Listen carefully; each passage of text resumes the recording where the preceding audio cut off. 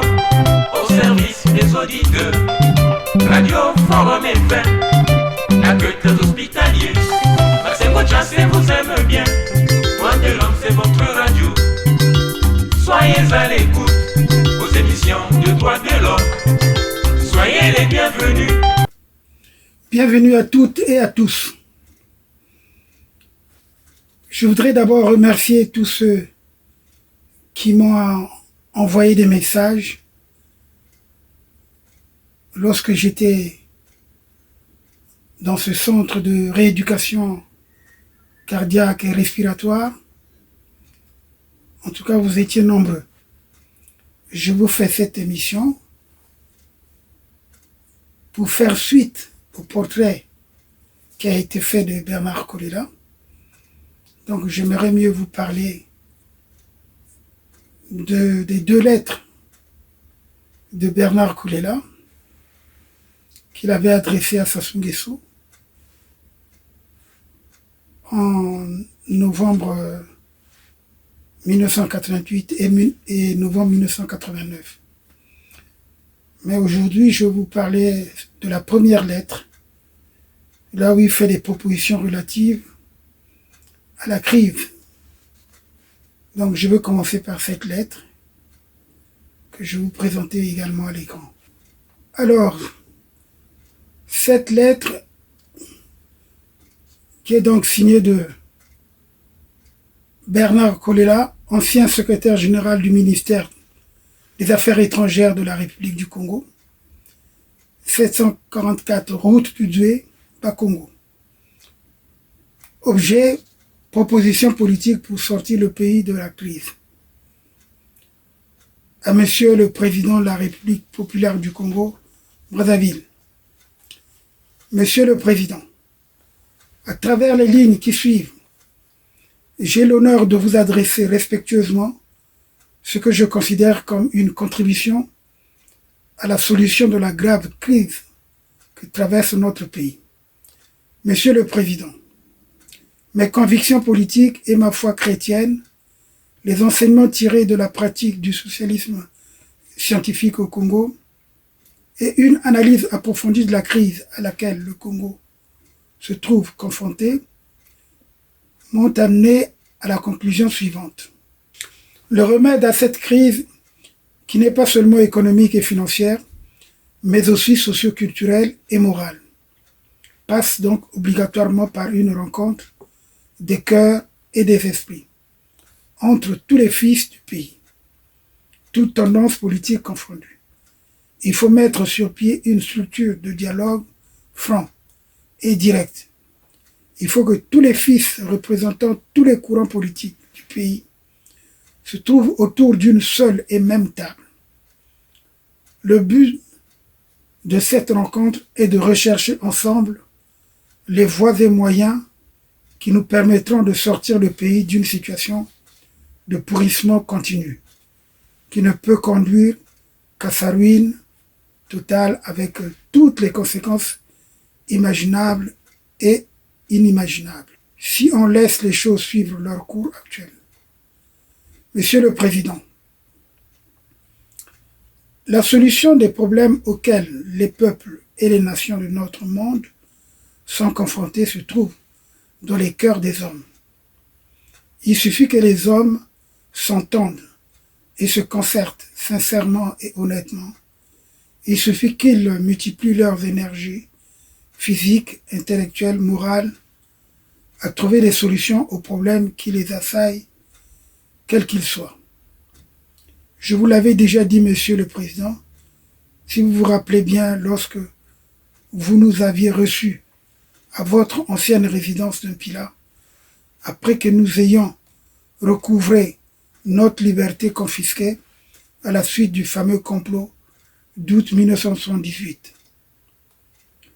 Le délabrement économique, social, culturel, moral et spirituel de notre pays a atteint un tel état, induit une telle mentalité, créé une telle pesanteur qu'aucun groupement social ou politique ne peut à lui seul y apporter la solution que notre peuple appelle de tous ses voeux. seule l'union de tous les Congolais, le concours de toutes les initiatives, de toutes les bonnes volontés venant de toutes les sensibilités politiques, me paraît capable d'opérer un réel redressement d'une crise toujours croissante. Il faut des mesures courageuses et inhabituelles. Et la table ronde me paraît le forum indiqué pour prendre de telles mesures à l'échelle nationale. Bref, le salut de notre pays passe par un consensus national. C'est une vérité incontournable. Quant à la révolution congolaise, qui vient de fêter ses 25 ans, on était effectivement en 1988, donc 25 ans d'âge, laquelle fut porteuse d'espoir et de bonheur, elle a d'ores et déjà atteint ses limites. L'édification d'une société socialiste de type marxiste au Congo, qui est la fin qui justifie tous les moyens dans notre pays, pour laquelle notre peuple a versé sa sueur, ses larmes et son sang, n'aura pas lieu. Elle n'est plus qu'un mythe, un vieux chèque sans provision. Pour ma part, cela n'est pas une surprise. Je savais depuis longtemps que la politique de division systématique entre les fils d'un même pays ne pouvait qu'être un mal, dans un milieu où l'esprit de famille élargi, le sens de partage, la solidarité et la communion sociale ont toujours été les bases de la vie sociale. Je l'avais publiquement dit au président Marien Ngouabi et aux responsables politiques du pays qui l'entouraient lors de mon arrestation et de ma condamnation à mort en 1969. Je peux vous montrer effectivement les images de cette condamnation. C'est une parenthèse que je tenais à ouvrir et à refermer. Avec le son de Marien Ngouabi.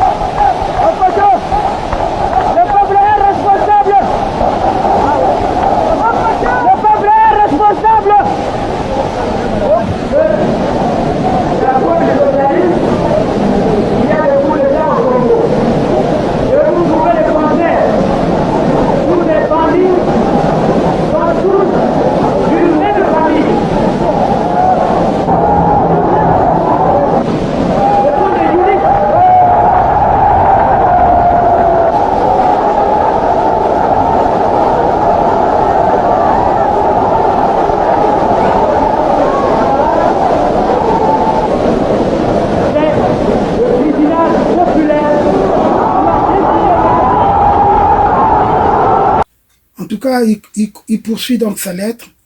Le président Ngouabi m'avait certainement compris, puisqu'à plusieurs reprises, il fera état de mon opinion dans ses discours. Malheureusement, il avait négligé mes conseils et le fond de ma pensée politique. Plus d'une fois, l'échec de la politique de développement en main domaine et celui de la théorie marxiste-léniniste sur le plan pratique a été officiellement reconnu dans les déclarations faites à l'occasion des réunions du parti, du gouvernement ou des organisations de masse, citant donc le secteur d'État, où les entreprises sont demeurées chroniquement déficitaires, véritable gouffre des deniers publics. 400 milliards de francs CFA ont été débloqués pour le secteur d'État, qui a fait enregistrer 20 milliards de francs CFA de déficit en 1985. Déclariez-vous, Monsieur le Président, dans votre discours de clôture de la session du comité central du PCT, le 22 juillet 1987, il y a eu des conférences sur les entreprises d'État. Vous avez mis en place la trilogie déterminante pour veiller au bon fonctionnement de ces entreprises et des services administratifs. Vous avez annoncé dans un discours prononcé en 1983 sur le podium du boulevard des Armées que désormais la conscience et la compétence professionnelle seront le critère exigé pour diriger l'entreprise. Vous avez eu à demander aux militants du parti, au cours d'un entretien radio diffusé, de venir dénoncer les manquements constatés dans les services et les entreprises d'État. Et rien n'y fit. Et vous vous êtes étonné un jour, dans une déclaration passée par les antennes de la radio nationale, pourquoi avec les mêmes Congolais, les choses marchaient bien dans le secteur privé et mal dans le secteur d'État. En tout cas, le divorce entre la théorie et la pratique est resté permanent. Partout dans l'administration, comme dans les entreprises d'État et les organes du parti, l'inconscience et l'incompétence professionnelle, l'absentéisme et le laxisme, le manque de respect de la chose publique, l'incurie, la gabegie, la corruption, les malversations, la mauvaise gestion des ressources humaines ont persisté. Sans oublier, bien sûr, la mauvaise gestion des finances qui a une part importante dans l'effondrement de l'économie congolaise et dans d'autres domaines, notamment celui de la santé, où l'assistance publique a gravement diminué avec la liquidation de l'hôpital général de Brazzaville, remplacé par un centre hospitalier universitaire où tout est payant. 7 000 francs CFA par jour pour la salle d'hospitalisation, la moins chère, sans compter les frais d'ordonnance et des examens divers. Tandis que le pouvoir d'achat, en continuelle dégradation, aggrave la misère du peuple et que la jeunesse est de plus en plus convaincue qu'il n'y a plus d'avenir pour elle. Malgré la participation active de ses représentants officiels à la direction du pays et bien d'autres mots que je ne veux pas exposer ici ont continué à se développer malgré le fait que de temps en temps, ils aient été dénoncés officiellement dans le cadre de l'autocritique officielle. Ça devient passionnant. Passionnant. Forum FM 105.8.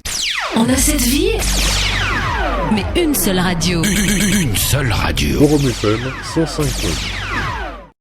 Attachez vos ceintures. Attachez vos ceintures.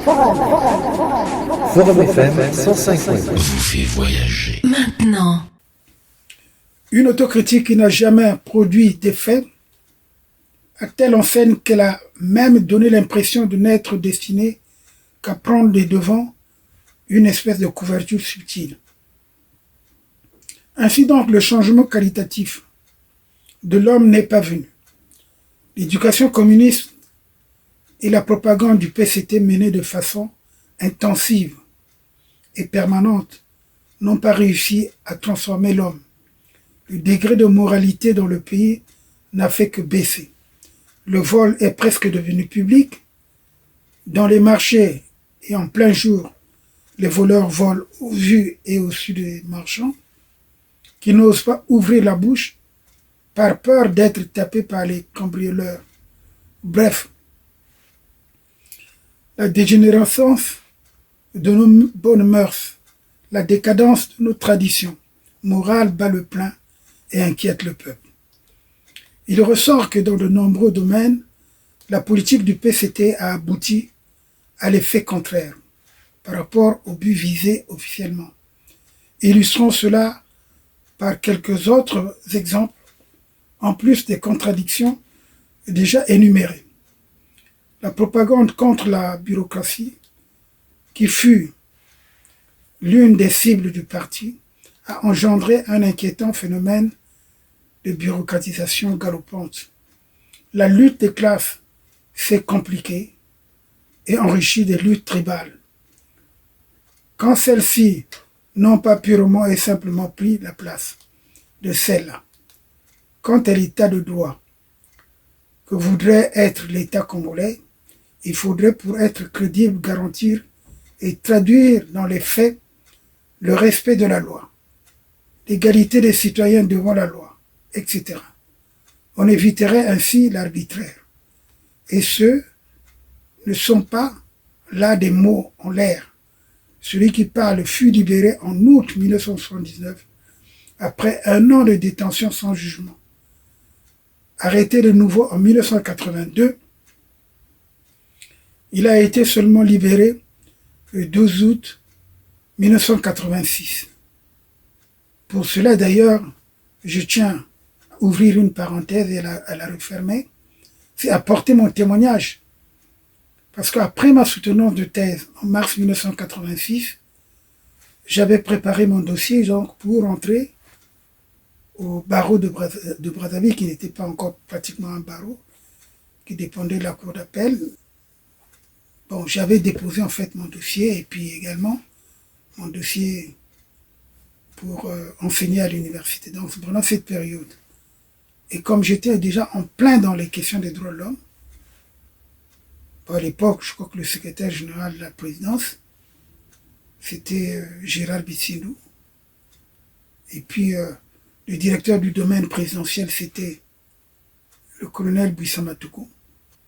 On avait discuté à propos justement de cette détention abusive de Bernard Kolela, qui n'était pas une bonne chose, d'autant plus que, bon, moi je faisais partie d'une organisation, Amnesty International, et également au niveau de l'association des jeunes juristes africains. Donc nous parlions des détentions arbitraires au Congo. Il y avait le cas de Kolela.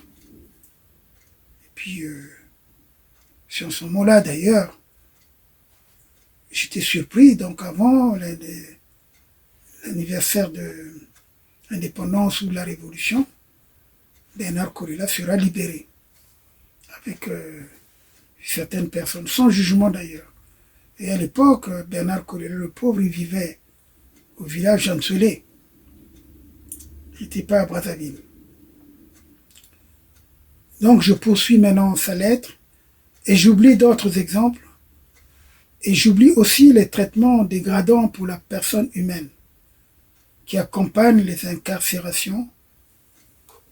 Donc, il poursuit. Monsieur le Président, le régime est dans une impasse totale et je ne suis pas seul à le constater. Une personnalité plus autorisée a eu le courage de le déclarer le 3 décembre 1987 devant les responsables des entreprises d'État. Et la Voix de la Révolution avait diffusé cette très importante déclaration. Le membre du bureau politique, en effet, secrétaire général de la Confédération syndicale congolaise, après avoir fait entendre qu'on ne savait plus que faire pour sauver l'économie, avait dit que ce sont tous les responsables politiques qui sont concernés par l'échec enregistré dans le domaine de la gestion économique du pays. Il ajoutera que tous les responsables sont passés à tour de rôle au poste de direction de nos entreprises, que souvent on a vu les états-majors des entreprises d'État constitués entièrement des responsables politiques du syndicat, de l'UGC, de l'URFC, de l'UNEAC, etc. Et que malgré cela, ces entreprises sont demeurées déficitaires. Et que donc, selon toujours le secrétaire général de la CSC, ce sont tous les responsables politiques à tous les niveaux, jusqu'aux militants du parti, qui sont concernés quand on parle de détournement, des malversations. Et le premier responsable de la CSC de s'interroger s'il fallait faire venir les étrangers pour nous relever au poste de direction de notre économie. Que faire?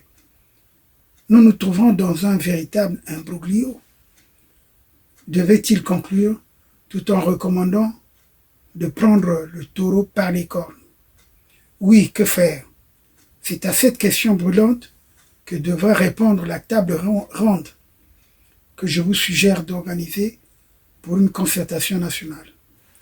Elle réunira les responsables du PCT, les chrétiens, les autres croyants, ainsi que d'autres fils du pays représentant d'autres courants d'idées. Selon moi, mettre la crise que connaît notre pays au seul compte de la conjoncture internationale est une erreur d'appréciation et d'analyse. La vérité est que la crise congolaise est conjoncturelle à 20% et structurelle à 80%. Et il semble même que j'use d'un euphémisme.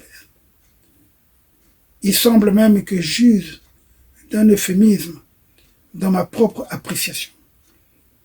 Voilà la réalité qu'il faut regarder en face, qui nous demande de prendre le taureau par les cornes, mais les vraies cornes, je vous assure, Monsieur le Président, qu'il n'y a pas pour notre pays de salut en dehors d'une structure d'union nationale, d'une réconciliation de tous les Congolais au sein et autour du peuple souverain. Or, de cette voie, tout est voué à l'échec. Les aides étrangères, quelles qu'elles soient, seront inopérantes, inefficaces. On peut verser toutes les eaux de notre majestueux fleuve Congo dans un fût au fond percé, on ne le remplira jamais. C'est un truisme. Aucun prétexte du PCT, à mon avis, ne saurait justifier un rejet de mes propositions constructives. Quand le pays se trouve dans une passe si mauvaise, ce serait simplement absurde et suicidaire pour notre pauvre peuple, car l'enseignement qu'on peut tirer de la situation que connaît le Congo sous la direction du PCT est qu'elle remet en question la capacité de pilotage du PCT à la tête du pays. En clair, le PCT a absolument besoin des apports extérieurs, c'est-à-dire des énergies nationales qui sont en dehors du parti, qui sont sous-utilisées ou pas du tout utilisées, pour la construction d'une société congolaise plus juste et plus fraternelle. Les marxistes-léninistes congolais pourraient-ils peut-être justifier une fin de non-recevoir à mes propositions par fidélité aux lois et principes universels du marxisme-léninisme, auxquels ils s'accrocheraient toujours avec cet exclusivisme marxiste vieillissant? Ce serait une attitude qui risquerait d'être qualifiée d'insincère et irréaliste et anachronique au regard notamment de ce qui se passe sous le ciel de la mère patrie du communisme international, l'URSS, où l'on vit dans la mouvance de la perestroïka et du glasnost, où l'on est en train de revenir aux principes capitalistes, où l'on s'oriente vers la transparence, vers la démocratie politique de type libéral, où les paysans redeviennent les maîtres de leurs terres, où le parti s'ouvre déjà au concours de ceux qui étaient tenus en marge, qui étaient hier les indésirables du système, et ceux dans l'intérêt des peuples du RSS. Ce serait ignorer également les changements qui se sont produits dans l'état le plus peuplé de la sphère communiste et du monde, la Chine de Deng Xiaoping, où l'on a déjà pas mal mis de l'eau dans le parti communiste, dans l'intérêt du peuple chinois et de l'humanisme universel. Monsieur le Président, nous devons taire nos méchancetés et nos haines, nos récriminations et nos rancunes, nos égoïsmes et nos querelles dans l'intérêt de notre peuple et des générations congolaises futures. Nous devons pour cela faire appel à vos valeurs morales et spirituelles, de telle sorte que la vertu morale soit au centre de l'action politique. Sachant que les motivations psychologiques sont aussi un facteur important dans la motivation d'un peuple, de tout le peuple, et que seule la diminution spirituelle est la vraie garantie des valeurs supérieures qui assurent l'harmonie des communautés humaines. L'entente que je préconise sera assise sur la base de nos valeurs communes qui fondent la personnalité de notre peuple. Ce sont l'amour fraternel, la vérité, la justice sociale, la paix, la liberté, l'intégrité, l'hospitalité, l'esprit de famille élargi, le sens de partage, la solidarité, le respect et la dignité de la personne humaine, le droit à la vie, la communion sociale, etc. C'est sur la base de ces valeurs humaines et sociales que reposait notre société traditionnelle. Et cette table de valeurs nous fait partie prenante à cette priorité de l'éthique de la société internationale, dont Matois, André Grenard, illustre défenseur de notre peuple, fit son cheval de bataille, les droits de l'homme et l'égalité raciale. Voilà la base sur laquelle nous allons bâtir notre entente nationale. Et on n'a pas besoin d'une unité de conception idéologique particulière pour cela. La seule idéologie qui soutient ou justifie ces valeurs fondamentales est une idéologie infuse, une idéologie innée, où on éveille dans la conscience morale de l'homme selon que celui-ci l'étouffe ou se met à son écoute de façon permanente. Monsieur le Président, dans votre message à la nation, à l'occasion du 25e anniversaire de la Révolution, vous avez lancé un appel à l'unité nationale.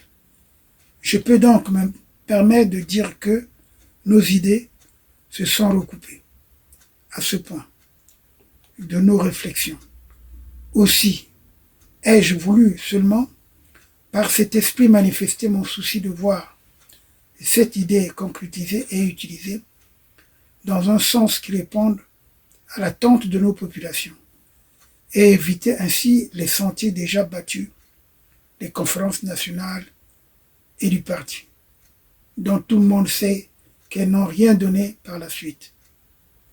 Mais vouloir la concrétisation et une meilleure utilisation du concept d'unité ou d'union nationale ne suffisait pas. Il fallait que je donne mon opinion sur la difficile situation que connaît le pays. Et c'est ce que j'ai fait.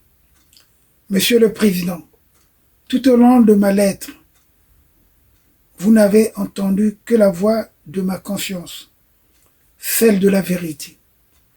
Et j'espère qu'elle rencontrera dans votre propre âme et conscience un écho favorable. Enfin, permettez-moi, en terminant, de prendre un mot de vous, prononcé donc le 6 novembre 1984, à l'occasion de la première session budgétaire de l'Assemblée nationale populaire, à savoir, le peuple aime toujours la vérité, même quand elle est dure. Veuillez agréer, Monsieur le Président de la République, les assurances de mes profonds respects, ainsi que l'expression de mes sentiments les plus sincères. Brazzaville, le 7 novembre 1988, Bernard Kolela. Donc voilà cette première lettre que nous avons reçue à cette époque. Donc la lettre m'est parvenue pratiquement presque avant la publication de mon ouvrage. Je me souviens bien, parce que mon ouvrage, mon premier ouvrage, Comment peut-on vivre libre et digne en Afrique, dont d'ailleurs j'ai été inspiré par lui lorsque je l'avais rencontré pour la première fois donc en 86 après sa libération. C'était, on s'était vu, je crois, en septembre ou octobre, quelque chose de ce genre. Et il m'avait parlé de conditions d'arrestation et tout. Et donc ça m'avait inspiré. J'ai fait allusion à cette belle phrase de lui dans mon ouvrage. Peut-être avant la deuxième partie. Je pourrais peut-être chercher cet élément pour que je puisse le lire. En tout cas, merci pour cette première partie de la lettre ouverte de Bernard Kolela à Sassou Nguesso le 7 novembre 1988. Cette lettre qu'il nous a adressée, que j'ai ventilée avec le concours de Guy Menga. Et d'ailleurs, le MPC, par après, il va publier les deux lettres, la première et donc la deuxième, dans un journal spécial. Je verrai donc avec la deuxième partie. Merci beaucoup. Donc, encore une fois, je remercie tous ceux qui ont compati un peu à ma souffrance pendant mon hospitalisation. Et je n'ai pas oublié un certain nombre de personnes. En tout cas, le combat continue, nous avons la force. On espère que le Seigneur va retarder notre départ pour voir ce pays se bâtir, aider cette jeune génération justement à mieux comprendre les aspects politiques, parce que lorsque je regarde maintenant les réseaux sociaux, on est dans la perdition, on est dans la confusion. C'est dommage parce que, comme disait Maître Moudi Leno, il faut aider cette jeunesse. Comme ils n'ont pas des cercles de réflexion, de discussion correctement, chacun veut être chef de son côté pour se faire valoir. Mais il n'y a qu'un seul poste, président de la République. Tous les Congolais ne peuvent pas être président de la République. Tous les Congolais ne peuvent pas être aussi chef de parti. Il faut qu'il y ait aussi des militants. Voilà, donc merci. À bientôt donc la deuxième partie de la lettre, d'une autre lettre d'ailleurs, puisque il va rappeler cette lettre une année après, parce que lorsqu'il a senti que pendant une année, rien n'a bougé, de novembre 88 jusqu'en novembre 89. Alors, à ce moment-là, j'étais à Brazza aussi. J'étais à Brazza parce que cette première lettre que je viens de vous lire, il nous l'avait transmise par des canaux, justement, des éléments d'Air Afrique à l'époque, qui m'ont cherché. Et puis, il y avait une autre lettre qui était envoyée par la boîte postale du Sirac. Je me souviens bien. Et c'est en ce moment-là, justement, quand on a discuté, j'ai envoyé des copies à tous les opposants qui étaient sur la place de Brazzaville de Paris. Merci beaucoup, donc à bientôt. Forum FM. Radio Forum FM 105.8. Soyez les bienvenus à la radio Forum FM. Nous vous remercions, nos auditrices et auditeurs. Radio des droits de l'homme au service des auditeurs. Radio Forum FM, accueil des hospitaliers. Passez-moi chance et vous aime bien. Droits de l'homme, c'est votre radio. Soyez à l'écoute aux émissions de droits de l'homme. La tribune des leaders est l'espace des citoyens responsables des partis ou groupements politiques, des syndicats, des associations, des corporations ainsi que des mutuelles.